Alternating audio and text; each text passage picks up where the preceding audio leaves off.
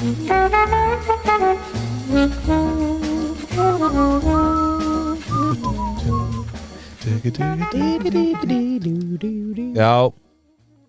ég hræddur það. Það er komið nýtt árgengi í garð. Já. 2024. Megi gæfan fylgja þér á nýju ári einhver. Sagðirðu einhvern gleðilegt nýtt ár? Nei, ég let það vera. Já, það er gott. Alltaf klassik. Klöppum fyrir þessu. Verður við síðan ekki með svona hotna eftir hvað hefur ekki gert síðan í fyrra?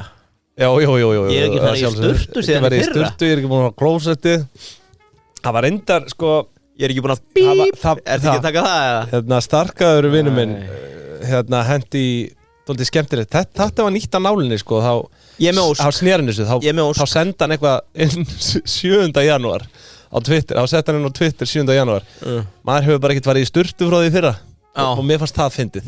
Já. Það er komið viku inn í nýja árið, skilur. Ég hafði ekki séð brandara þessu tagi. Komið ósk. Þegar ég dett út næst, þá færðu hann í minn stað. Hvað segirðu? Hann kemur í pinguna í minn stað. Hann verður næsta replacement. Mikill maður viðskipta. Já, fá hann til að segja hvað hann hefur ekki gert hérna í fyrra. Herðu, það held ég Pingjan heilsar ykkur þennan föstudaginn, annan föstudaginn. Það var nú einhver sem miskildu að titilin á síðasta þætti Time to say goodbye. Aha. Já, við varum hættir að hætta. Já, síðast ári, þetta vorum að kveðja ári. Já, og gumma í bónus. Já, möngarinn. Já, möngarinn. Kvötum nýtt ár, möngar og forstjóra og ég veit ekki hvað. Já. Hvað allir Gummi fara að gera? Við glemdum alveg að spáði því. Gummi, já, ég bara veit það ekki. Er eitthvað komið það? Er hann búin að gefa það eitthvað út? Allan sé þessari FIRE-byltingu. Financial Independence, retire early. Hann er búin að ná markmiðinu sinni. Já, bara, nú er hann bara með einhverja 12 fasteignir í drift. Já, en ég meina það er hvað, hálft árið eða 3 mánuðir sem hann gaf út að hann var að hætta. Já, er þetta ekki 3 mánuða uppsagnarfrestu? Það er nú ekki algengt hjá svona stórum sjefa. Nei, hann gefur það út og ég meina það er ekkert komið nýtt, hann er náttúrulega bara hættur hjá bónus og þú veist, alltaf sé ekki bara í fríi. Nýjársfríi. Sko, ég er að brydda upp á einu skemmtilegu hérna í dag. Sko, þáttur dagsins er meðal annars, við þurfum að gefa því kredit í boði Expectus. Já. Af hverju Expectus, spyrja menn sig. Já. Eru þeir að greiða okkur fyrir þetta samstarf? Nei. Nei. En þeir eru monthafar pingjunar þennan janúar því að þau unnu liðið frá Expectus vann í base-quizinu. Komið sá og sigruðu. Já, og í verðlaun var 1 mánuður með okkur í föstudagskaffinu. Yes. Og hann Benedikt, hann ætlar að fræða okkur meir Expectus á komandi vikum. Já. En bara fram að því, farið þið inn á expectus.is og kynnið ykkur þetta.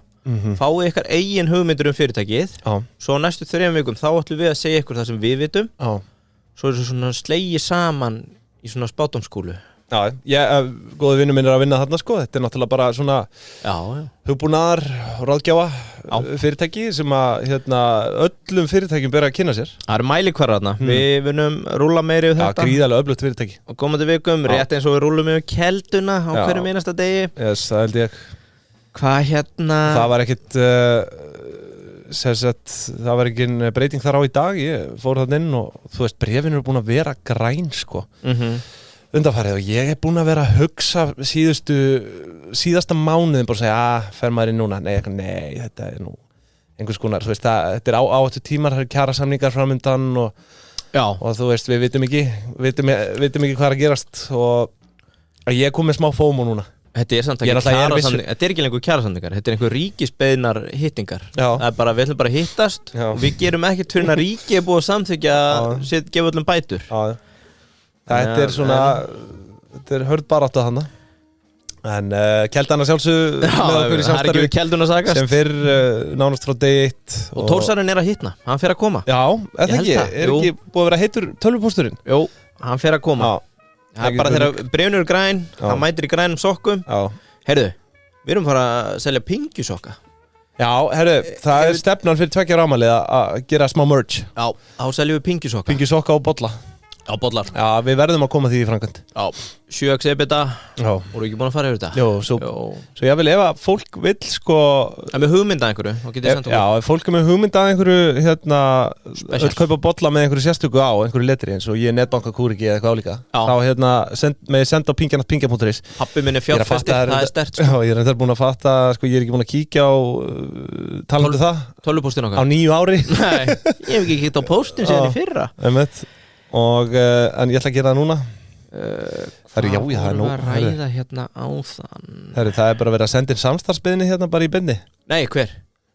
Ég ætla ekki að tilkynna það. Já, við hefum eitt slottlaust kaffi, okkur vantar eitthvað kaffi. Já, eitthvað kaffi. En allavega, tökum keldunni fyrir, en svo byrjum við að nefna Júsú að sjálfsögðu. Já. Það var Júsú á Þorlák hjá mér, en hjá þér. Tók hann á 9 árs. Já, þú tókst hann á 9 árs. Já, beint í Garðabæ. Já. Jartenging í byrjun ás. Beint í sjoppuborgaran.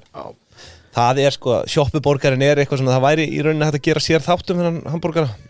Þetta er, þarna færðu gamla góða keiminn bara af þessum. Þetta er nefnilega, þetta er áhugaverið þróun. Það loka eiginlega allar vídeólegur á landinu og flestar þessar vídeólega voru að selja hamborgara. Já, sjoppuborgarin er svona slepjulegur borgari sem er alls ekki slepjulegur hjá Júsú, hann bráðast eins. Og á sama tíma er þessi bylgja hérna er að vera svo healthy og eitthvað. En það er bullandi eftirspurn eftir þessum hamborgara búin að vera síðastliðin ár og hann er helvíti góður hjá þeim. En sko, er þetta ekki bara hérna hamborgarsósan sem er galdurinn? Jú, ég held það. Sennilega sko. Sko, koktelsósan er löngudauð sko. Þú ert bara að henda hamborgarsósa á þetta. Já, þú veist, þetta er náttúrulega sem bara, þetta er ekki flókið, þetta er bara hamborgarsósa og kál sko, þú veist. Og krydd. Já, kryddið sko, það er náttúrulega þetta bara allt gerir hennar borgara. Þið tekkið þetta, næst eru við með Júsú, vilja gera vel við starfsfólk og bara, heyrðu, tökum bara hérna sjoppuborgaran og Júsú.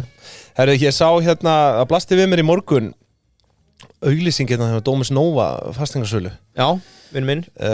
Domus Nova fasteignarsala kynnir til sölu veitingastæði grillhúsins á Laugavegi, Sprengisandi í Reykjavík og Borgarnesi. Í Borgarnesi segi, og ég svona nú ekki oft sem maður sér svona bara, þú veist, það er bara verðmiði. Já, þetta er nýstálegt. Þetta er vel gert. Það er bara, hérna, þú veist, og þetta er fasteignasali sem er að selja þetta, Árni Helgason. Já, meistari. Þetta er ekki auglýsing, sko, ég taka það fram bara. Ég sá þetta á Facebook því að þetta er frekar óvenjulegt. Keldan tók þetta, þeir gripu þetta á lofti, kittið bara inn og keldu með þetta. Það kemur hérna umræða söl og tækjum, búnaði, yfirtöku leigusamninga á einstökum stöðum eða öllum stöðum sem heild. Grillhúsið er rótgrófi fyrirtæki á veitingahúsamarkaði á Íslandi, mikil tækifæri fyrir rétt aðila. Verð 110 milljónir. Það bara stendur þarna svart á hvítu eða hvít á appelsínugulu reyndar en. Eru við ekki bara að fara hérna? Veist þetta skemmtilegt, svona vil ég sjá auglýsingar því að þú veist hvernig þetta er með póstlistana, það er bara til sölu, er veitingakeðja á höfuðborgarsvæðinu sem veltir. Þetta er orðið óþólandi út af því að ég er mjög gaman að fylgjast með hvað er til sölu. Þegar maður sendir þá bara einhvern veginn er ekki alveg víst þú fáir nákvæmlega nafn á hverju. Þetta er bara ég held að, ég ætla nú ekki að segja en, segðu þetta. Nei, bara ef hérna keldumenn myndu fara í venture og fara í þetta með verðmatstóli sitt þá myndu þau taka yfir hennar marka því að þetta er alveg vonlaust að fá bara upplýsingar verð og svona. En þarna, Árni hjá Domus, hann veit hvað hann er að gera. Hann veit hvað hann syngur. Erum við ekki bara að fara beint út í banka, heyri binna, heyrum í Júsú, gýr okkur, joint venture, 5-falda gýrun og rýbranda þetta Júsú. Það er þetta einn með jóði sko. Út af því að mannst ekki, Krónan var alltaf með svona KR-búðir út á landi. Já. Í hérna Vík, það heit KR, allt alveg eins. Já, það voru á nokkru stöðum. Já, ég man bara eftir henni í Vík. Já, er ég að rugla það? Nei, ég held að ég man eftir þessu sko. Já, að Júsú gerir sama, bara Júsú. Já, með úi líka. Já, J-U. Já, og J-U-S-U. Já, yfirtöku grill, er þetta ekki grill, hvað heitir þetta? Grillhúsið, já. Þetta er ekki grillmarkaðurinn. Grillhúsið. Fara bara í hérna skuldsetta yfirtöku og svo öfuðan samruna á Júsú. Einhverju gæðir í kviku að fara að billa vel. En heyrðu, það væri gaman. Í öfuðan samruna. Heyrðu, fyrsta svona frétta á dagskrá hjá mér. Þú ert nú með einhverja skemmtilega umfjöllun í dag, heyrði ég. Einhverja um YouTube og... Já, sko, ég verða lofeinu. Nei, ég þarf að hérna koma einu að. Í Íslensk erfðagreining, þættinum okkar, sem kom síðastliðinn þriðjudag. Já, herru, og viljum auðvitað minna á áskriftina, við minnumst aldrei á það hérna. Saga Kára Stef og Íslenskar erfðagreiningar, stórfengleg. Og Ég fór þar yfir aðeins gráamarkaðin. Ég ætla að taka þá umfjöllun í næsta þætti út af því að þess átti að vera meira áramóta basaður sko. Já, og svo í bland hérna með YouTube. Ég fann skemmtilega stats YouTube, alveg brand new. Já, skemmtilegt. Viltu að ég fara strax í það? Nei, ég ætla nú svona aðeins að renna yfir hvað bara, það þetta nóg að fréttum sko, ég kannski með svona 5-6 sem að ég ætla svona krifið til merkjar, við náttúrulega sáum það, við vaknuðum við blautan draum, og sáum hérna skél, þeir eru orðið langir í samköpum. Já. Og ég velti því samt fyrir mér. Maður alveg bara biðu fyrir nökkva að vera ekki vakna með blauta drauma þessa dagana. Það ekki? Þú ert á vandalega að vitna í greinina sem kom á Vísi að Nökkvi Fjallar, góðvinur minn, ætlaði ekki að vera í símanum og ekki að fróa sér í 3 mánuði. Þannig að það var leiðilegt fyrir hana að einhver var að freista hans í blautum draumi. Þetta ótrúlegt hvað þessir miðlar pikk upp. Ég stiðan í þessu, þetta ávist að... þið ekki saman í þessu? Nei, ekki svo gott. Þetta ávist að auka á einbeitingu alveg og það búið að gera alls konar rannsóknir á þessu, sko. Já, akkurat. Hérna, við vaknuðum með mitt... Ætti þá ekki vera grein núna, Arnar Þór Ólafsson ætlar að fróa sér næstu 90 daga. Eða snerta sig. Við skulum sjá hvort það miðlar pikki það upp, en stórlega ef það. Já. En sko þessi þáttur bannaður innan 12. Nú las ég þetta grein inn á Vísi og náttúrulega vissilega kom þetta viðskiptablaðin líka hérna þetta, innherja. Þetta með nökkva? Nei, með tilboði hérna skél var að kaupa Bjarma EHF af KEA. Já. Bjarmi heldur utan með 5% eignarhlut KEA í samkaupum. Já. En í greininni kom fram í umfjöldum Vísis að þau séu að bæta við sér hlut og ég sá það ekki að þeir ættu krónu í hérna samkvæm fyrir, en þú veist, ég ekki alveg, ég bara nokkuð viss að skil hafi alls ekki átt í samkvæmum fyrir, sko. Já, þú fyrir það. Já, ég nokkuð viss það allavega, en við þekkjum auðvitað samkaup, þetta Netto, Krambúðin, Kjörbúðirnar, Æsland og fleira. Og ég bara að segja þér, áramótaspáin mín að rætast hérna. Johnny Strikes Again, hann byrjaður bara á fullum krafti í byrjun ár. Já, þú átt Ég hendi í viðskiptamann ársins. Jón Ásgeir. Já, Er þetta ekki Reykfjörðin eða? Já, Johnny Já, þú veist, ég minna að Johnny þú veist, jú Eignarhaldsfélagið Reykurinn auðvitað forstjóri, skilurðu. En Johnny þarna, hann sænar hann, skilur. Hann hugasmiðurinn á bakvið þetta. Það reyndar rétt. Þetta bara svo spennandi að fylgjast með þessu, hvað að gerast á skil. Það alltaf eitthvað nýtt nánast í hverju mánuði, sko.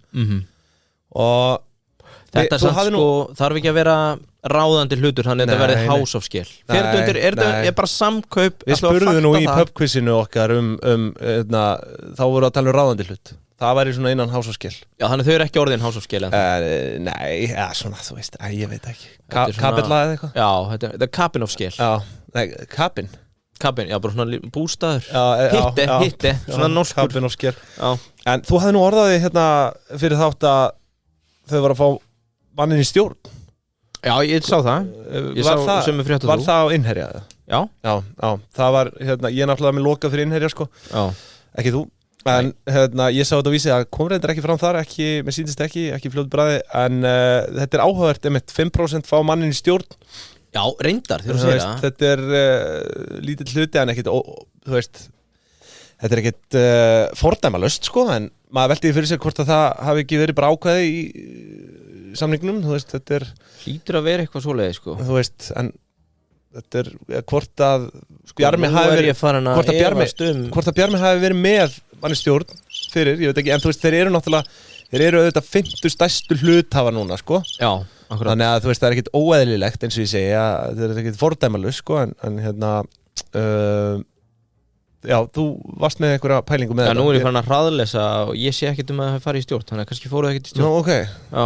Ég nefnilega sá þetta ekki, sko. Nei, ok. En svo náttúrulega samkaup á leiðin á markað. Jú, heyrðu. Já, hvað maður? God damn, skélmun í kjölfar kaupana fá eitt stjórnumann sem kemur þá í stað Halldórs Jóhannssonar, framkvæmdastjóra KEA, sem hefur sett í stjórn. Þannig að þau eru náttúrulega að kaupa sig einmitt bara inn í stjórn, basically, því að KEA með sinn eignar hlut í gegnum Bjarma. Já, það þannig sem það að gerast. Þeir eru basically að replacea bara, en hérna, maður veldi fyrir sér samt sko hvort það þurfa að liggja einhverjar samþykktir þarna, þú veist, við ný kaup, hvort að aðili fá inn í stjórn, þú veist, nýr aðili og svona sko. En talandi skrýtna hluti, við erum nú ofta að spáða geimverum og einhverju svona. Byggðastofnun á 2,8% í þessu. Já, ég sá það. Sem það búið að eiga í svona 5 ár held ég. Og maður veldi fyrir sér, af hverju í ósköpunum losar byggðastofnun ekki þennan hlut? Af hverju þau orðið eitthvað fjárfestingarsafn? Eða verðbréfasafn eða hvað það er? Sko, pínu skrítið sko. Kaupfélag Suðurlands er þarna, hvernig eru þeir í samanburði við Skagfirðinga?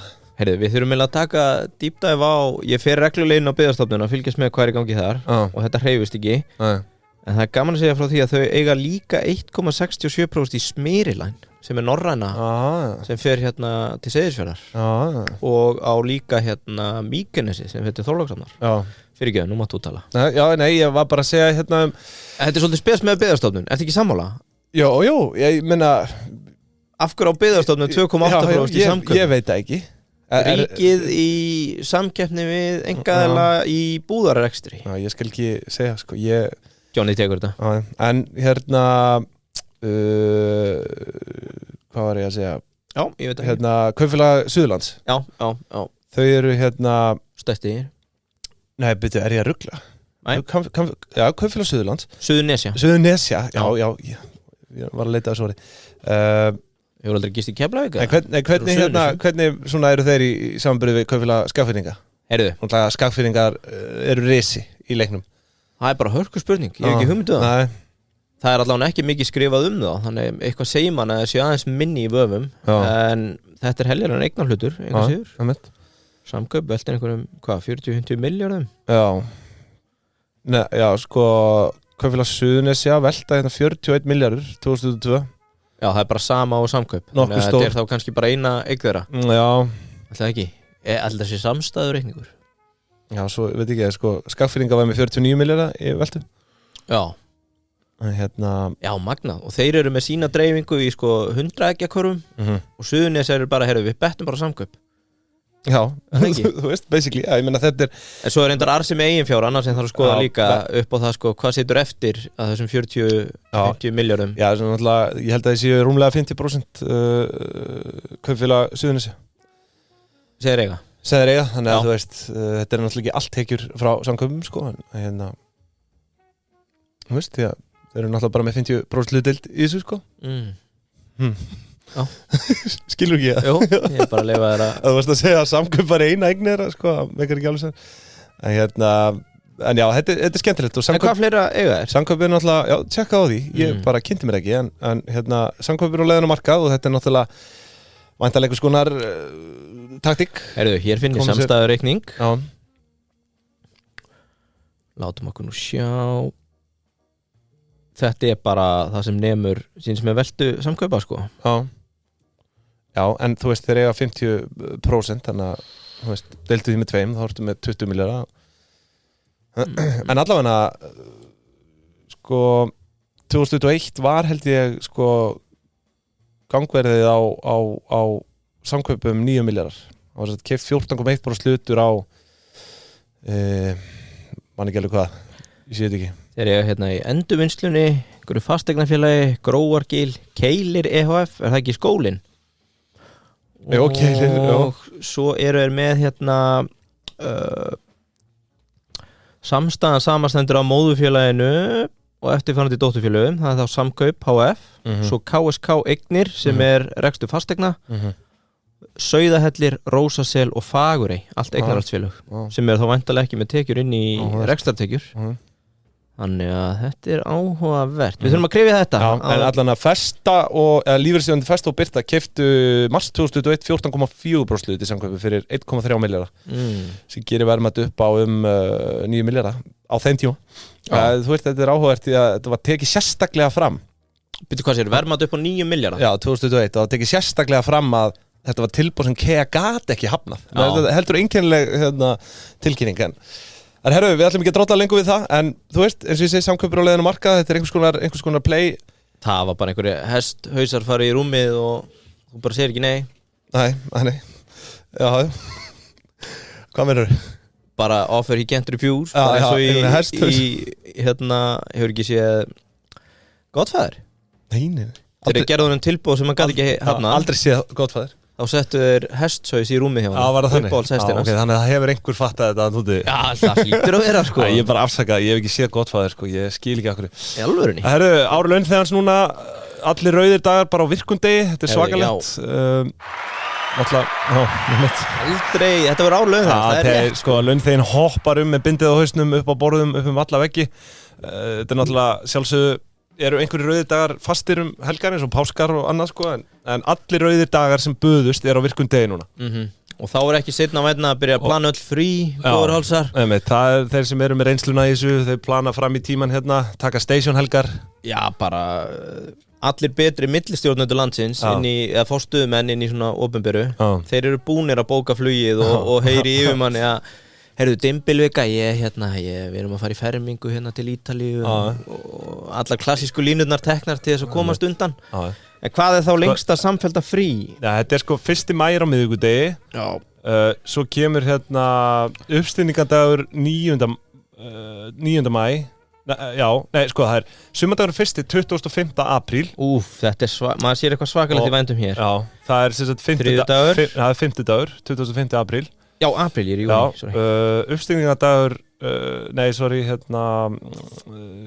bara þetta verkalýsins 1. maí, hann er á miðvikudegi. Já, hann svo kemur uppstigningardagur 9. maí á 5. degi, þannig að þetta er í rauninni sko 3 vikur röð, þar sem vinnuvikan verður bara 4 dagar. Sko, ef ég les launþegan rétt, þá er hann að fara að bóka frí núna 27. sem föstudagur, þá er komið langa helgi. Og svo er 1. maí á miðvikudegi, þannig að þú ert veikur 29. og 30. apríl. Þannig er komið solid viku. En hvenær eru páskarnir? Fórstu ekki til það? Páskarnir eru náttúrulega bara með sína föstu dag alltaf, 5. dagur, skýrdagur og föstudagur langi. Já, þeir geta verið í byrjun mars eða lok mars. Já, ég held að páskardagur sé 31. mars. Þetta er, ok, það er reyndar sunnudagur. Já, eins og alltaf. En Já, það er ekki hérna ofan í. En þetta er náttúrulega ekki, sko, þetta er ekki ár vinnuveitandas núna. Nei. Þetta mun sjást á ársreikningunum, sko. Launahlutfalli launakostnaður verður ekstra hár þetta árið. Það stefnir í svakalegan mars og apríl hjá mörgum, sko. Já. Þetta getur orðið rosalega. Hvernig eru jólin? Eigum við eitthvað að fá þeim strax, svo er stórfrétt úr efstaleitinu. Já. RÚV er að minnka umsvið á auglýsingamarkaði. Já. Þannig að loksins það er von að glæta því að við pingjumenn getum lifað mannsæmandi lífi á okkar starfsemi. Já. Það er sko... Þetta er samt svo heimskulegt, sko. Hvað? Að afnema auglýsingatekjurnar og alltaf svo að bæta tap eða annan há. Já. Þetta bara næri yngri á. Ríkið mun mæta tekjutapinu sem hlýst á þessu. Ég bara næri yngri. En ég finna þetta er samt, þú veist, hérna nærið allan að örfa væntanlega fleiri, þú veist, með þessari útilokun, þetta mun væntanlega gerast í einhverju skrefum. Já. Það er þannig að örfa, bara hagkerfi á annan hátt, sko. Já, náttúrulega hræðilegt, þetta fyrir allt í Google og Facebook, sko. Það fyrir einhvern veginn að ná því tilbaka. Já, en sko, bara líka í innlendir fjölmiðlar aðrir sem eru einkareknir og... Já, allavega. Þú veist, einhver hluti af þessu mun væntanlega færi það, en auðvitað mun held ég bara meiri hlutin af þessu fara bara út úr landi. Já, hvernig áttu eftir að gera þetta? Eru það að fara að handstýra, já, þau ætla að fækka slottum. Já, og þau eru komið með þess að kvöð að þau megi ekki auglýsa meir en 8 mínútur per klukkutíma. Já. Sem er mjög áhugaverð skorða. Sem á móti mun örugglega bara keyra upp verðið. Það verður eftir sóknar verðara að komast inn í þessi slott, þannig að þau munu jafna þetta út mjög fljótt, frambúð eftir spurn. Þetta verður í einhvers konar skrefum og ég vona innilega af þessum þetta er bindandi samningur til 4 ára, samkomulag. Já. Að eftir þetta verði þetta afnumið. Þetta er svo heimskulegt, sko. Til hvers að búa til svona krúsidúllur í staðan fyrir bara, hættið bara auglýsingar svona. Eða þá bara, við tökum ykkur að fjárlögum og þið getur bara að lifa á auglýsingum og áskriftum eins og aðri. Já. Hvernig verður það? Ég ætla að fara aðeins yfir það núna, það náttúrulega kemur fram í þessari grein að það verður komið til móts við mögulegt tekjutap Ríkisútvarpsins á minnkandi umsvifum á samkeppnismarkaði. Það verður gert með því markmið að Ríkisútvarpið geti áfram sinnt sínu lögbundna hlutverki og uppfyllt ákvæði þjónustusamningsins. Ok, til upprifjunar aðeins hérna. Við fjallaðum þetta áður. Sala auglýsinga hjá RÚV voru 2,8 milljarðar króna á árinu 2022. og það rennur í gegnum dótturfyrirtæki RÚV Sala EHF. Já, akkurat. Tekjur RÚV árið 2022 voru 7,9 milljarðar rúmir í heildina. Já, með þessum 2,8 ekki. Með þessum 2,8, en ég vil auðvitað vekja máls á því að hver og einn einasti landsmaður á aldrinum 16 til 69 ára sem yfir skattleysismörkum þarf að borga. Hann mun koma til með að borga 20.900 krónur í útvarpsgjald á árinu 2024. Per kennitölu. Já, það eru 1740 krónur á mánuði eða 500 krónur meira en ég greiði fyrir Netflix. Já, 300 kallir meira að þú borga fyrir pinguna áskipt. Já, eða 300 kallir meira að þú borga fyrir pinguna, það hárið. Sko raunar greiði ég þrefalt gjald. Ég með 2 fyrirtæki á mínu nafni, þú einnig. Já. Það er 5.200 krónur á mánuði og það er náttúrulega bara eins og að kaupa íslenska sportpakkan sko. Þetta er algjörlega galið, þetta er bara stúpid. Þú ert í rauninni áskrifandi af RÚV, allra landsmanna, jari almanna hlutverkaverki er líka einhvern veginn bara horfið. Já. Eins og maður sér núna í hverju eldgosuna fætur öðru. Já. Að hinni miðlarnir eru bara fljótari til. Já. Að birta betri og ítalegri umfjallanir hvað er að eiga sér stað sko. Af hverju er þetta ekki þannig að þessi peningur þú fáið bara ráðst á honum. Það er bara listi hérna, bara eins og með hérna, kirkjuna og háskóluna og þetta dót. Að bara í byrjun ás þá ákveður þú bara til 30 ára eða eitthvað. Ég ætla að vill að minn peningur fari í þetta, þennan skilgreinda fjölmiðil. Það er bara margt vitlausara heldur en þetta sko. Já, þú veist, af hverju gefa okkur ekki var? Ég hef í sjálfu sér ekkert á móti því að hafa einhvers konar sameiningarstöð hérna á Íslandi, sjónvarsstöð sko. Það sem ég á móti er að séu auglýsingamarkaði, en ég er líka á móti því að umfjöllunin, hún er ekki pólitískt óháð sko. Þú veist, við vitum alveg hvernig það virkar sko. Hvernig virkar það? Já, við bara vitum það vita allir sem eru að hlusta þetta núna að þetta er hérna Þetta er pólitísk slagsíða. Já, og þú veist, og það er einmitt það sem ríkismiðill ætti ekki að vera, eða þú veist þetta er allra landsmanna sko. Ekki bara fyrir þá sem vilja láta tyggjóni sig einhvern áróður sko. Þannig að hérna þetta er, það er margt ábótavantandi en ég er alveg til í að hafa stöð sem að hýsir Eurovision og Skaupið og svona. Já, ok. Sem að Það er nú bara einhver YouTube-rás. En hérna, maður er alveg sammálaður með eiginlega allt sem þú segir með þau.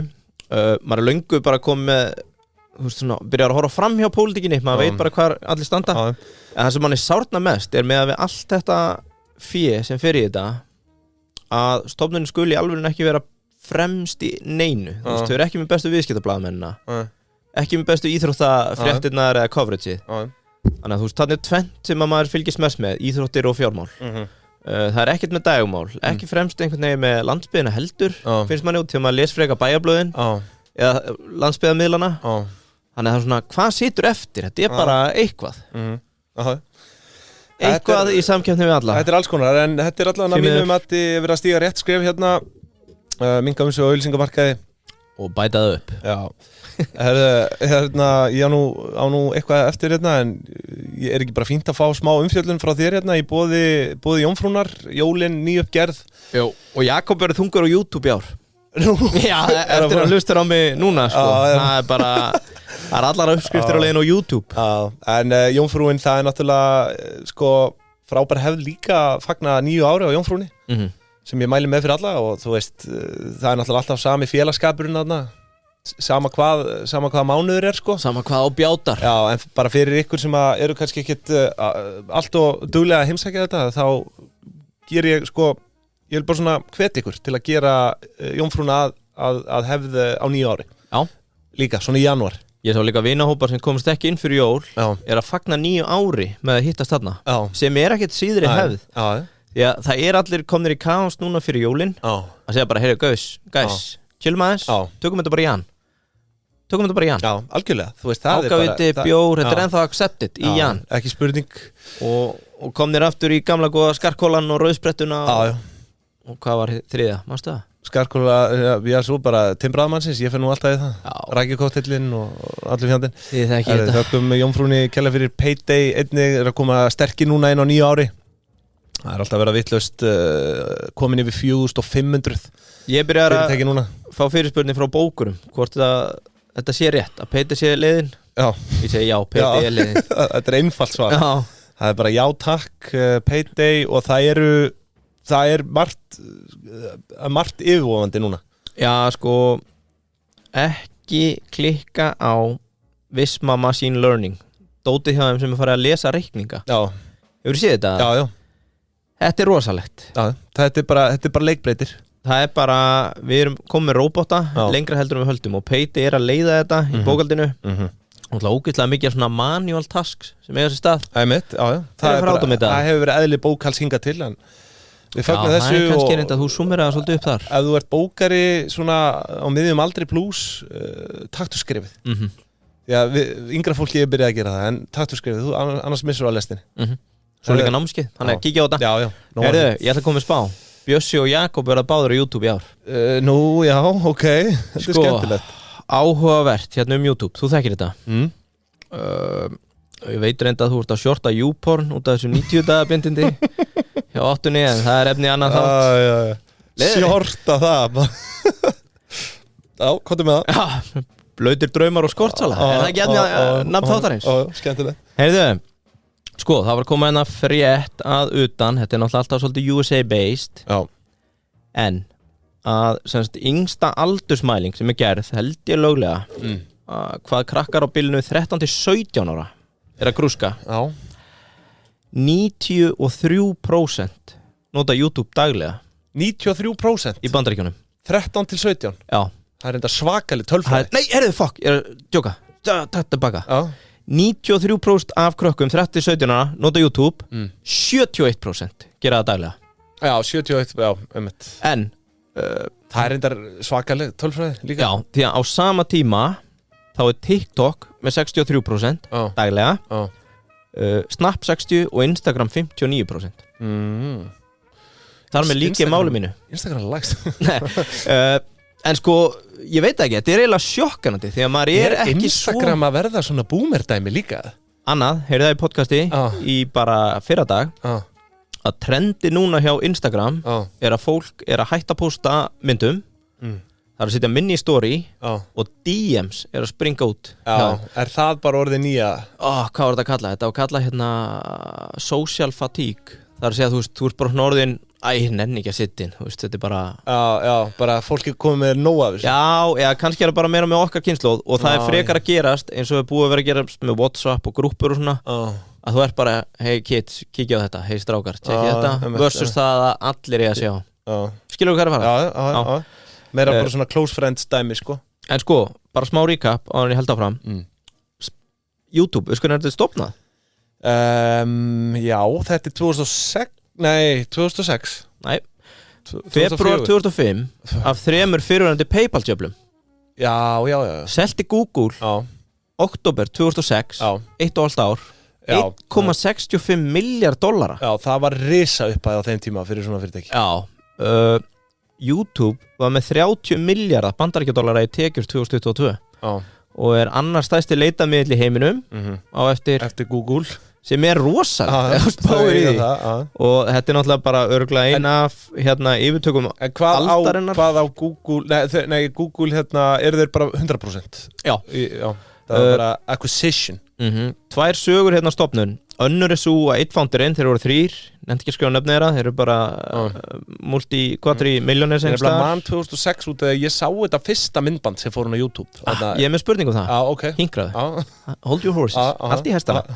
Eða haltu í naðsýtingin eða hvað, ég man ekki hvað. Já, sko, ein er svo að founderinn semst eftir að selja fyrir að kaupa sér íbúð í New York og hann gat ekki deilt myndbandi með vinnu sínum af íbúðinni. Bara hugmynd. Við þurfum að geta deilt þessu. Hinn er svo að þeir voru að leita myndbandi á tútunum á Janet Jackson. Það stóð til í þegar hún flassaði á Super Bowl. Manstu eftir þessu? Það hefði ekki verið 2004 eða 5. 2006. Var það 2006? Nei, 2005 segi ég. Já. Og þannig hafa þetta komið til að það voru allir að tala um þetta en þeir fundu hvergi myndbandi. Hvað var YouTube uppálega þá? Hvað við? Svona koma hugmyndan til. Bara heyrðu okkur vanta vettvang. Þú ert að segja stofnað 2005 en selt 2006. Já. En svo kemur fyrsta vídeóið 2006. Já. Já, þú veist, þetta var loka fram að því og átti, svo er annað þeir byrjuðu sko með þetta átti að vera svona datingplattform eins og Hot or Not. Já. Þannig að þeir voru að borga stelpum á Craigslist fyrir að posta myndband af sér og svo sá að það var bara ekki sustainable því að þú veist mikil vinna að fá þau til að posta einu myndbandi og menn áttu að vera að reyta hvort annað en svo það að fyrsta myndbandi fer held í lofti 2005 oktober, árið áruna Google kaupir 6 mánuðum eftir að stopna ég meina, do your own deal do your own fucking deal þetta ekki upplýsingar tókstu einhverja frængu og slátraður henni ertu með heimildir hana? Ég rættist þessa grein þannig að ég ákvaða að vera ekkert að sko, fyrsta myndbandi sem fór á YouTube var Me at the Zoo með Karim Nei, var þetta ekki nasetningur? Jú, Karim Já, þess vegna sagði ég hold your nasetningur Rhino Hvað sagði ég? Me at the Zoo, herru, ég með óskala sett á Crazy Frog með Axel F það var svona fyrsta sem að ég dætti á YouTube Skal við sjá þetta? Já Kvikmynd.is var náttúrulega sko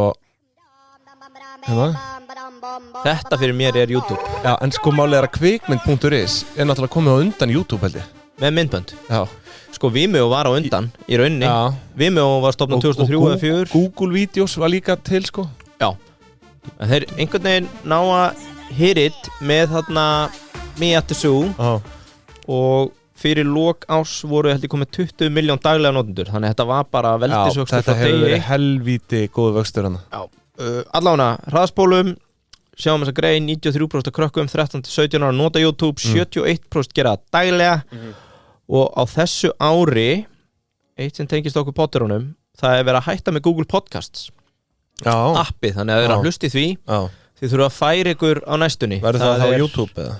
Þau kalla þetta Sunset þau bara, heyrðu, við erum bara með 20 miljón notenda þarna þannig að þetta bara ekki nógu stórt fyrir okkur þetta fyrir yfir á YouTube, þetta verður hluti af YouTube Music á þessu ári þar sem þeir eru með 80 miljón áskrifundur árið 2022 Það svakalegt Já, og það kom ný verðskrá á YouTube þú hefur kannski tekið eftir þessu að það komin auglýsingar það langt síðan og það þarf að borga til þess að vera auglýsingarlaus það kostar $13,99 á mánuði Ég veit fólk sem að gera þetta hugmynd fyrir RÚV farið af fjárlögum við erum bara með auglýsingarmiðil og fólk getur borgað eða vill losna við auglýsingar Æ, takk, bara sleppið þessu Já, hættu með auglýsingar en bætu þeim tapið Geniuses Smá meiri fakt hérna að lokum Shorts fer úr því að vera með sko, hérna þetta mælt sko í billion views 2022, ég held að Shorts fari í loftið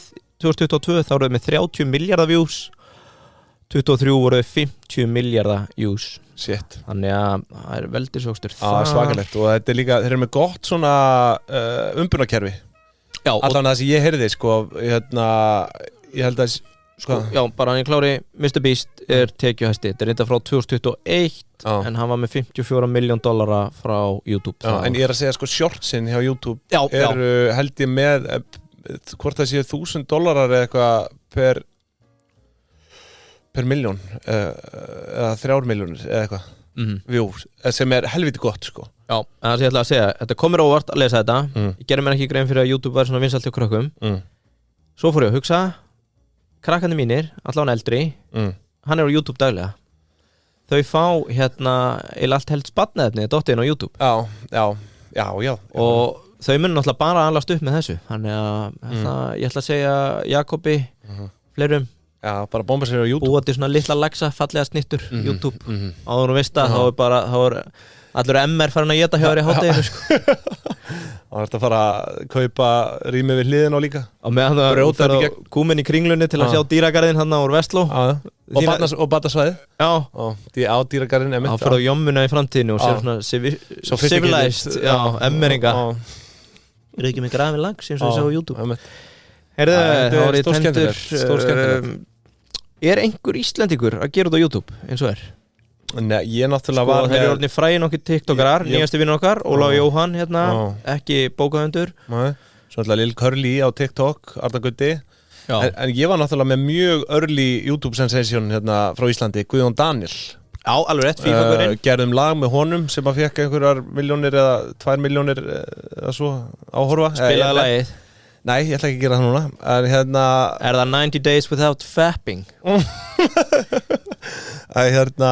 Hvað ætlaði að segja hann var með sko 400 og eitthvað 1000 subscribers þá og hann og KSI sem eitt stærsti YouTuber heims voru bestu vinnir á þeim tíma. Já, ég heyrði þá sögu hjá Doc. Já, einmitt, hann kom til hans Hjörvars. Hann hæður og læður í þessu. Já, en svo ákvað hann bara að hætta sko, segja þetta gott. Það fekk náttúrulega mikið heit því að hann og KSI lendi í einhverju svona bífi. Já, akkurat. Og en við náðum allan að gefa þetta lag, þannig að maður fekk svona smjör þefin af þessu. Ég veit nú ekki neitt stóran eitthvað á YouTube Íslending. Nei, ég held ekki. Kannski Sólan? Herðu, reyndar, sko, það stelpur sem ég þekki á nesinu, hún var 1 ára yngri en ég, Ásgerður Dúa, hún sko með, ég að sjá núna, hún með... Það svakalegt nafn, Ásgerður Dúa. Já, hún með 105.000 subscribers. Dúa Ásgerður. Já, Dúa Ásgerður. Getum við ekki bara... Ég held að ég viti ekki stærri Íslending, sko, asinn Íslending, þú veist, gæti verið að Björk eða eitthvað sem stærri subscriber base, sko, en ég að tala svona vloggara, eða fattar þau? Já. Svona YouTubera bara. Þetta er magnað. Já. Og ekkert svakalega mörg view. Það er 380 á myndband. Alltaf sé bara á shorts þá eða? Já, ég veit ekki sko. Þetta er náttúrulega algoritmin bara einhvern veginn. Er hún eitthvað að shorta eða? Ég veit ekki. Bara 5 gírur, valur réttur í play eða? Já, herru, þá segjum við svo lokið. Nei, ég segi svona, herru, með okkur einnig Askja. Nú er því miður tilbúðið. Ég kalla þetta bara tilbúð, það er unnið út. Það er vissulega nóg framöndan hjá þeim núna.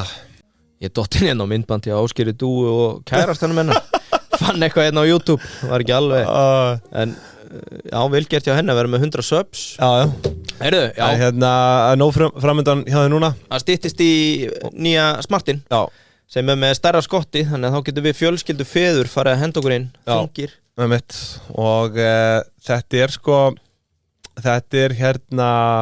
hann heitir Smart #3 já.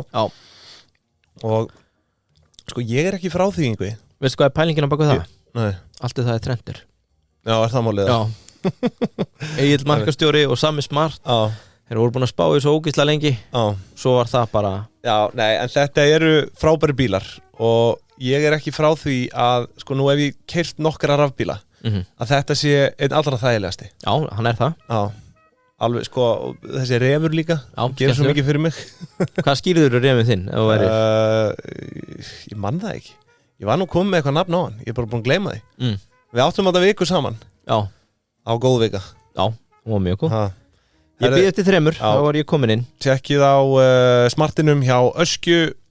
Það er ekki seinna vænna en að byrja að hugsa út í kostnað fyrir næstu áramót. Já, það er gott að byrja að snemma. Lögfræðistofur, endurskoðendur, vantar ykkur ekki eitt smart í snattið. Frábær fyrirtækibíl. Já, ég held sér mjög góður. Já, en herru, svo að lokum hafið, Yngvi, þú veslaði það nú fyrir áramótin. Saltfisk krókett, ég er í því, skarkólanum. Það er ekki bara ánægð með þetta. Saltfiskur, jú, allir ég þurfi ekki aðeins að draga saltfisk svona núna í janúar. Þannig að maður í ferskan þorsk. Já, búin að vera alltaf í saltinu. Já, en maður heyri það bara á fólki. Það getur ekki beðið eftir að komast út í haf. Nei, einmitt, og svo er það auðvitað fisk í takkóðu góða. Það er svona til að gera fíkilinn háðan. Já, til að byrja. Ég gæti ekki mælt meira með því, ógeðslega gott dæmi. Hefur það dælað í frúna? Já, svona, þetta er fisk í fajítasi. Já, ég keypti fyrir mig og frúna. Já. Það sjálfsögðu. Þetta er líka eins og ég sagði, ég er að reyna bjóða alltaf bara þegar maður býður mat að vera bara fisk, að taka alltaf þetta með. Já. Því þú ert alltaf með einhvern gikk. Já, það er alltaf einhvern gikkur, sko. Það er alltaf bara að bjóða upp fisk, það var gott að hafa þetta. Segir bara, ég fór í hafið, það er svona fajita samt að þér. Ekki spurning, hafið í Hlíðasmára, nágrannar okkar hérna í Seðlabankanum í Kópavogi. Já. En herðu, allir þau sé ekki bara Hvelving 4. Jú, líklega.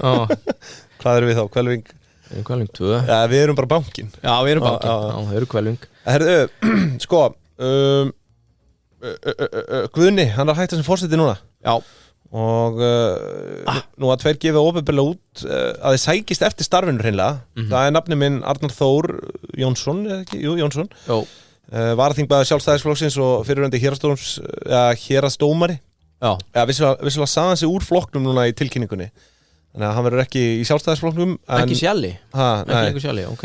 Og svo er það Ástór Magnússon sem er að há sína 7. kosningabaráttu, ég sá ekki betur. Já. Hann ætlar að virka Bessastæði.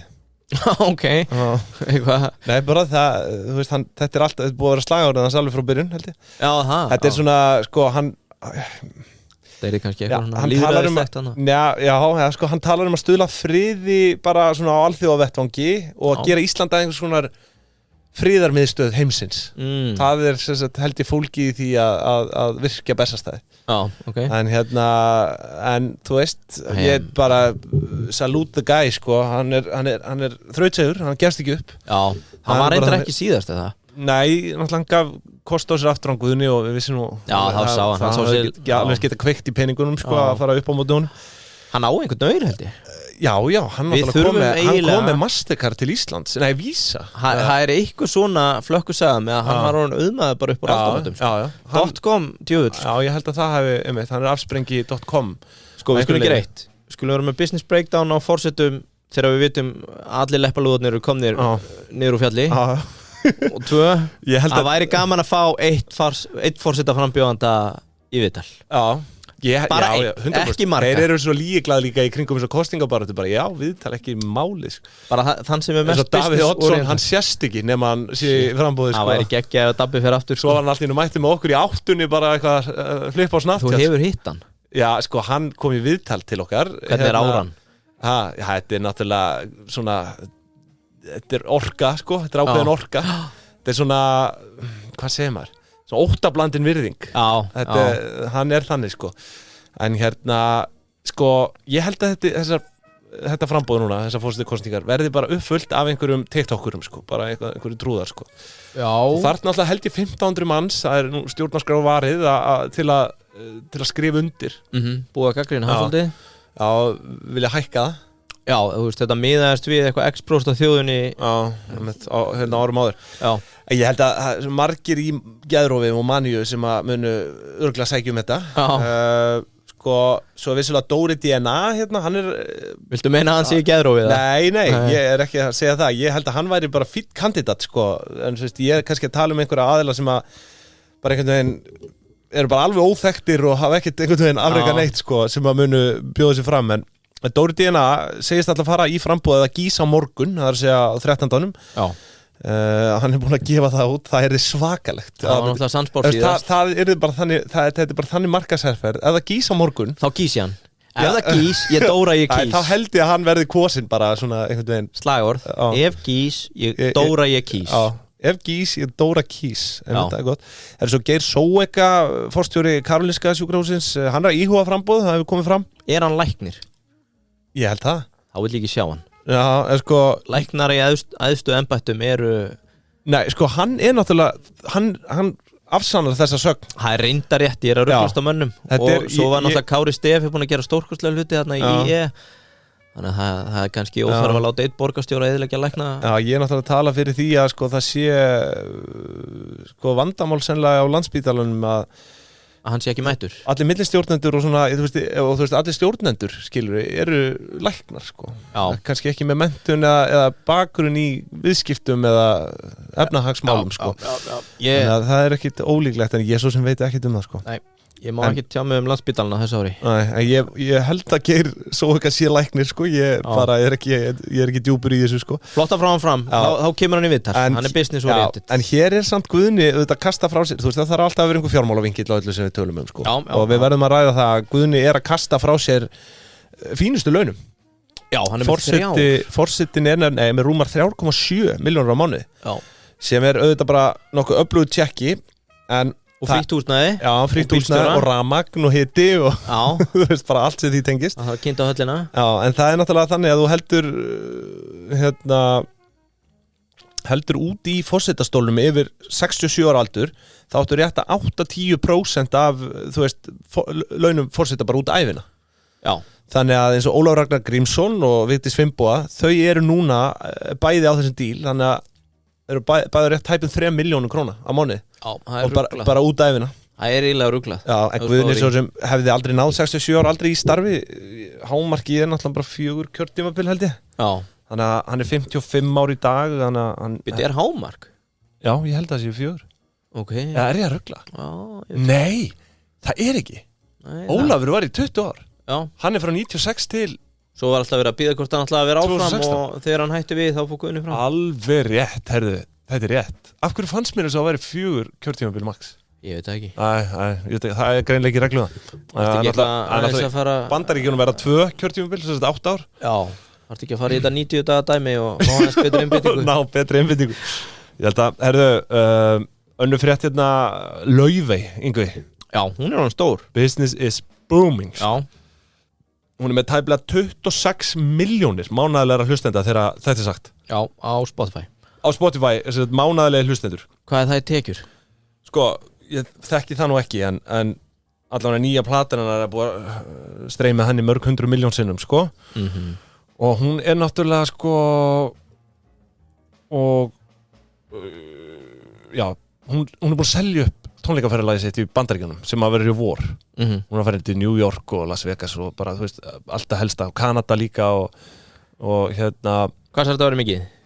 26 milljónir mánaðarlegra hlustenda. Ég er með breakdown. Sko, average price per stream er 4 cent. Já, þú verður þá að taka heildarstream. Þú getur ekki farið eftir monthly listeners, skilur. Í dag, þetta er hérna sound campaign. Ég er með hérna, heimild og allt, sko. $4 fyrir hver 1000 streams. 4.000 fyrir hver million streams. Þannig hún er með $4.000 fyrir million stream, sinnum 20 Nei, þú getur ekki gert 26 monthly listeners, það eru aðganganir. Svo kannski hver og einn aðgangur sem hlustar á meðaltali á 20 lög hjá henni, skilur. Já, þú meina þannig. Já, þú monetizar ekki hlustendurnar, þú monetizar streymin. Og hún er með bara, til dæmis bara En þá er þetta lágmarki 26 miljón. Já, algjört lágmark, ég meina þú fer bara í Bewitched hérna ertu með eitt lag sem er með 208 milljónir hlustana, annað sem er með 24 milljónir, annað sem er 20 milljónir Á mánuði? Já, nei, bara heildar, total. Þetta er náttúrulega spring út. Ok, hvernig myndir þú þá að setja fram? Ég meina, ef þú ert ósammála monthly listeners, segjum bara average sé bara hver hlustandi hafi hlustað á 3 lög eða eitthvað. Já, þá ertu með 70 miljón. Já, 78. Já, gera það sinnum 4. Já 78 miljónir sinnum 4.000 $312,000 á mánuði. Já. Þú heldur að það sé nærri? Nei, en þú fær $4.000 per 1000 hlustanir, eða ekki? Nei, per miljón. Já, per miljón. Já. Það gerur 4.000 sinnum, já, 78. 4 sinnum 78, það er rétt. Ok, já, þetta er allavega, það má svona gera ráð fyrir því, en svo er náttúrulega þannig að þetta er skipt, ég held að listamæðurinn fá á endanum ekkert sko nema bara einhvern hluta af þessu, en hún er seig. Á Spotify? Já, út af því að það er hérna hún er seig, sko, því að hún hefur haldið í útgáfuréttin allan tíman. Alveg rétt, það var eitthvað með þetta. Við höfum rætt þetta og það hefur verið að treyta útgáfuréttum bara eins og heitum lummum, sko. Royalty Exchange og hérna sko hún á ennþá 100% útgáfurétt bara af öllu sem hún er að gera samkvæmt þessari grein sem ég er að lesa hérna á Viðskiptablaðinu. Sko, hendum þessu hérna á það eru mjög margir sem gefa þetta frá sér þegar þau fara í útgáfu, þú veist, Sony eða whatever, skilur og hérna, en hún á 100% í þessu og hún er, eins og ég segi, að mókin, en hún er væntanlega að deila þessu royalties með einhverjum í gegnum Spotify einhverjum producenti eða eitthvað, en hann á samt ekki réttin á þessu. Ef hún ákveður að selja núna, hún getur selt útgáfurétti sér núna á sko, 20, ef ekki $100 milljónir held ég, sko. Já. Hún er nú með 230 í heiminum. 230? Í heiminum, öllum heiminum. Já, ok. Á YouTube, sko, þetta er bara, við erum að sjá Shopify eða YouTube? Shopify. Nei, Spotify, já. 217 núna með þess að, ég var að uppdata þetta. Það er Spotify? Já. Já, svo áttu YouTube inni, maður. Já, svo áttu YouTube, sko. En sko, já, ég ætla að henda, sko, ég fann annað hérna, Music Gateway. Já. Estimated number of streams, ég set bara þess að 26 miljónir eins og ég gerði á hann þá væri $104,000 á mánuði lágmarkið. Svo ert þú að segja, heyrðu, en þessi 26 hlusta að meðaltali 3 svar þá eru við komin upp í $300,000. Heyrðu það fyrst hér? Áhört. Hún er að velta 40-50 miljónum á mánuði. Getum við leyft okkur að segja það? Það sé með íslenskt félag, eða? Það hlýtur að vera. Það væri þetta veistlega. Ég meina, við skulum vona að hún sé ekki að svíkja undan skatti. Hún er íslendingur og greiða skatt hér í sínu landi. Ég vona að hún sé einhverju bara lágskattaríki að njóta góðs að þessu. Við hefum ekkert skilja að fá greita þessu. Ég ætla að koma líka inn á það var allt vitlaust í Vancouver. Samkvæmt grein frá DFF var allt vitlaust þegar í ljós koma miðaverð á tónleikana voru $430 fyrir sæti upp í Rjáfri. hjá henni. Já, það 44.000 íslenskar krónur. Já. Og þú veist, þetta salur sem tekur held ég alveg 3.000 og eitthvað mann sko. $430. Og bara ódýrustu sætin voru bara 430 sko Kanadadólar. Já, svo ég leiðir þetta mig. Og þú veist, hún var að kassa alveg gríðarlega vel á þessu og það var allt vitlaust og fólk fór að tuða yfir að hún Laufey væri að verðleggja of hátt og en þú veist, supply and demand, það bara þannig og þetta seldist upp sko. Já. Meina fólk var bara að rífa út með hana sko.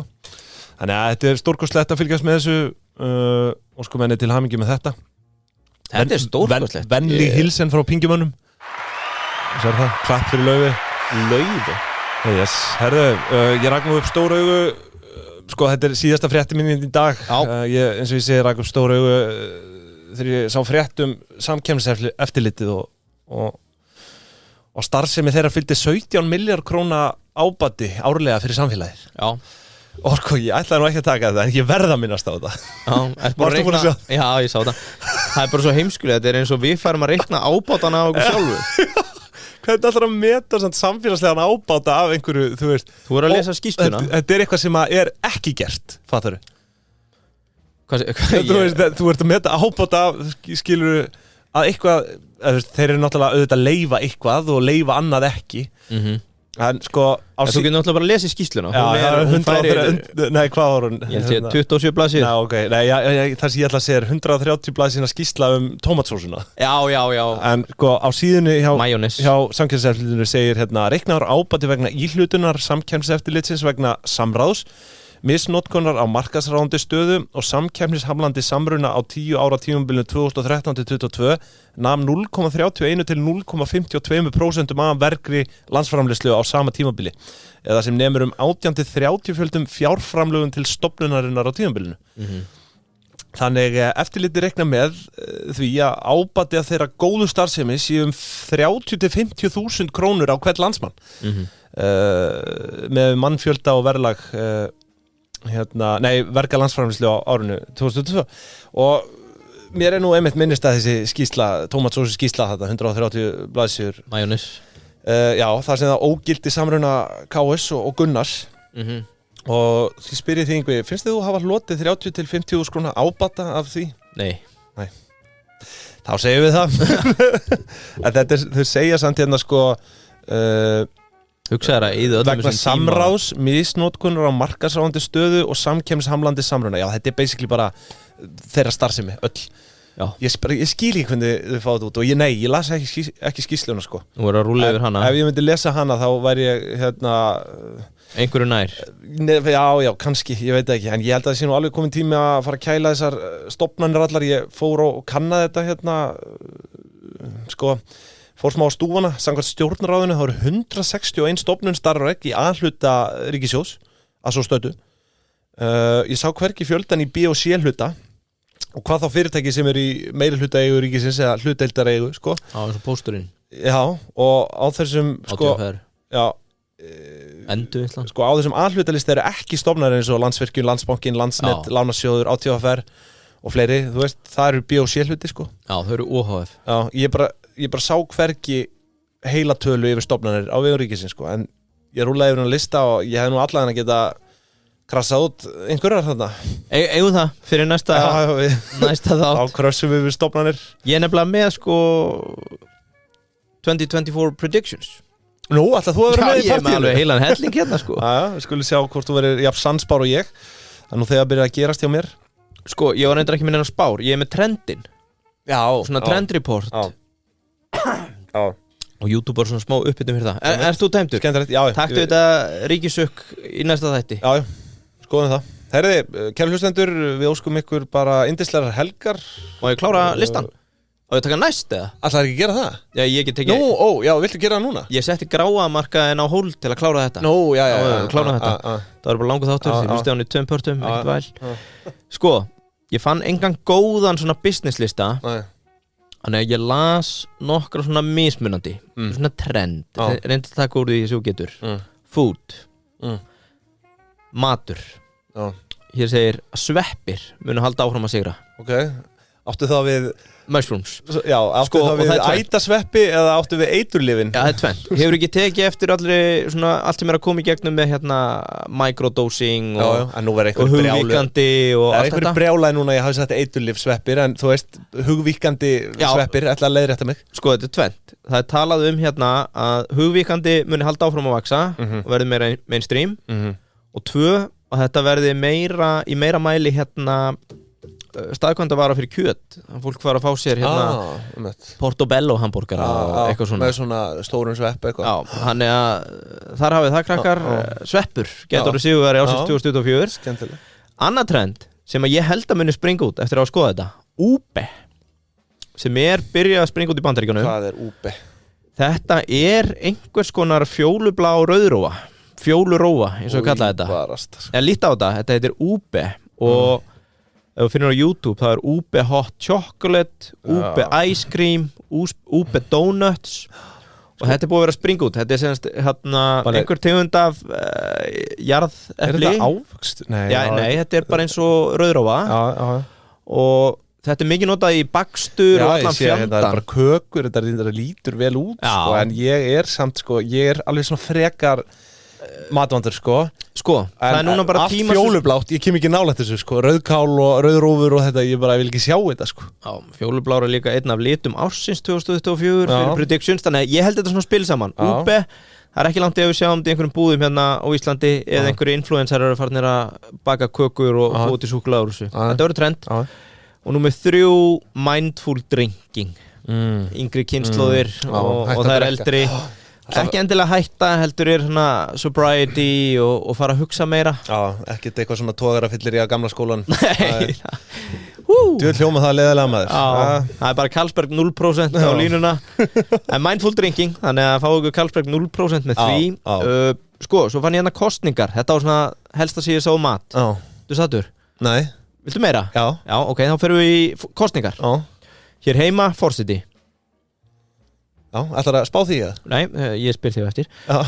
Númer 2, Bandaríkin. Það verður kosið forseta Bandaríkina. Svo líka svona betting ángar í þessu, eins og með Milei, vinn okkar frá Argentínu, þegar hann vann.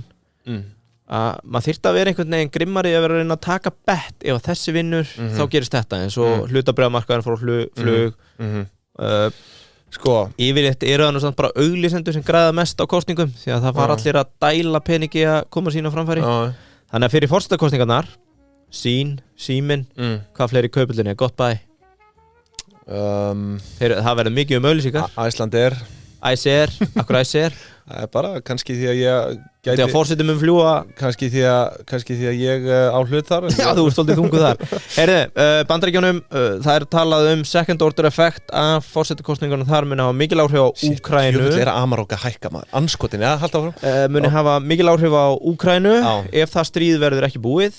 Og sömulegis með Ísrael og Gaza ef það er ekki list. Þá talið að verði eitthvað sem geti gerst þá sérstaklega ef að Trump, yay or nay? Ég ætla að segja ég er ósammálanum í mörgu en Joe Biden, það er náttúrulega alveg komin tíma á að hann fari út og bara vonandi með látum þú veist. Ég skil, hann þarf bara ég vona bara kallsins vegna að hann fari bara að spila golf bara það sem hann á að vera að leggist upp í sófa og reyna að njóta lífsins með börnunum sínum meðan hann á smá tíma en hann er náttúrulega rosa soft líder hann er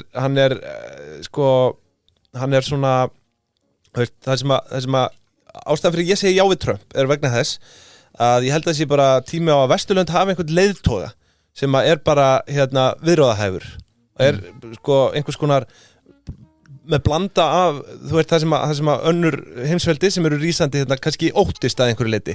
Því að ég sé fyrir mér bara, og það er örugglega ástæðan fyrir því að Rússland fyrir inn í Úkraínu er bara að Trump hætti.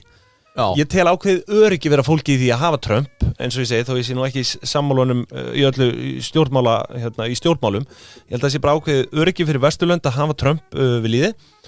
En nú var alltaf að tala að hann væri bara handbendi Pútins. Heldur að það ekki farið inn? Nei, Pútin er örugglega aldrei farið inn. Ekki með það sem ég hef lesið Ég maður er náttúrulega bara leikmaður í þessu en það sem ég ætla að segja er að nú slóstum út af laginu Erst þú handbendi Pútins? Nei, það sem ég hef samt áhyggjur á með Trump er að hann fara úr NATO, því að hann hefur verið svona að dansa í kringu það. Gerða það ekki síðast? Jó, eitthvað svona, og það er náttúrulega ekki góða fréttir fyrir okkur, og því leitandi til, þá er það nei. Því að sko, ef að Bandaríkin fara úr NATO, þá er Evrópa búin. En sko, spurningin var bara, ég og nei, heldur hann verið forsetið eða ekki? Já, ég og nei? Ég segi ég. Ok, Tævan? Það getur verið stórt, forsetakosningar þar. Það er, já. Sérstaklega því að það er flokkur þar sem er talin bundin meira sammenningu við meginlandið, Kína. Já. Svo er náttúrulega annar flokkur sem er það ekki og tala... Já, ég hef ekkert kynnt mér þetta Tævan-Kína dæmi, þú veist, en ég veit að Kína allar að innveita það. Hug, þannig ég er ekki með neitt í ég og nei. Önnur stór ríki með kosningar sem að, maður er svo sem ekki með neitt eitthvað sérstætt Íran. Já. Við erum spenntir eftir kosningunum þar, klerkastjórnin, það er eflaust bara... Rússland. Það verða vantilega margar konur í frambóði þar. Rússland. Pútín, hann skellur á beinum með að sjá hverju verður mótframbjóðendur. Mexiko, Bangladesh, Bretland. Er þetta eitthvað inn í breskum stjórnmálum? Nei, í rauninni ekki. Er eitthvað bett sem þú sér fyrir tengt stjórnmálum í Bretlandi? Nei, styrking pundsins áframhaldandi. Herðu, svo er það Suður Afríka. Það er endar eitt áhugavert með það að það er í fyrsta skipti núna frá Nelson Mandela sem er talið að flokkurinn, held ég sé ekki fara með rátt mál, sem hann stofnaði muni verið minnihluta. Ég held það, eða ekki í hreinum meirihluta. Það er kannski aðeins að kynna með það betur, ég skrifa þetta hjá mér alltaf að skoða betur. Herru, það er forsetakosningar í Úkraínu og Hvíta-Rússlandi. Já, ég er nokkuð vissum að Lúchenko vinni það bara nokkuð auðveldlega. Það er samt áhugavert að rifja það upp að síðast þegar hann var kosinn þá lá við borgarstyrjöld í Minsk. Já, og því að það var einfaldlega vegna þess að það var feikað. Já, það var eiginlega ekki kosningar. Og það er ótrúlegt að bara bara í þessum heimsluta að þetta sé ennþá við líði, að það sé verið að feika kosningar. Ef þið eru með einhver kosningabett, látið okkur vita. Heyrðu, annað trend, það er allir að spá áframhaldandi vexti í sjálfbærni. Já. Höldum því bara hér. Já, það er svo. Fashion, ég fann lista eiginlega bara fyrir konur. Sá á 2 listum að Grandpa Chic verður aftur vinsælt. Ha, hvað er það? Grandpa Chic. Chic? Já, það er sem sko maður sjá og skoðar sko já, það kemur nú reyndar alltaf bara eitthvað chicken. Ég skal finna þessa mynd sem kom. Þetta er svona að þú fara að klæða upp í föt af ömmu og það sést svolítið svona móðins mjög gott ár fyrir ömmu kalla. Fínt í ykkur 90 daga bindindi að Grandpa Chic stíin. Heyrðu, finance minni verðbólga, lægri vextir. Það er spáin, svona heilt yfir. Já. Skuldabréf kom aftur heitinn. Já. Menn fara að festa sér langir í háum vöxtum. Kol verða áfram fyrirfara meir en græn orka. Allir vilja sjá vindmyllur, bara ekki það sem að allir vilja vindmyllur, bara svo lengi sem þau þurfi ekki að sjá þær eða vita af þeim. Þannig að það er ekkert að gerast þar. Og svo er ég með yay or nei fyrir þig. Þú átt bara að svara strax. Já eða nei. A, fer play á hausinn. Nei. Ok, verður kona forseti á Íslandi? Komið ef við kandidata. Já eða nei? Nei. Fær Alvotech leyfi til að byrja að selja í USA. Já. Verður Novo Nordisk verðmætasta félag Evrópu í árslok 2024. Það er það nú þegar. Já, verður það í árslok? Já, í árslok, já. Já? Já, ég sé ekki hvernig þá að... Næsta spurning, fer X á hausinn? Já, nei. Og síðasta, hver kaupir TM að kviku? Bara svona opinn, yay or nei. Það verður ekki bara einhver öfugur samrunni. Já, þetta verður einhver öfugur samrunni. Sjóma á takið þetta yfir bara. Heyrðu, ég veit ekki. Var þetta lóðréttur samrunni? Já, ég veit ekki. Samþættur? Já. Þetta verður að komast gegnum skeið, þannig að farið valega. Ég segi það. Herðu, erum við búnir það? Ég held sem við tæmtir í dag. Herðu, kæru hlustendur, þangað til næst, verið sæl. Já, bless.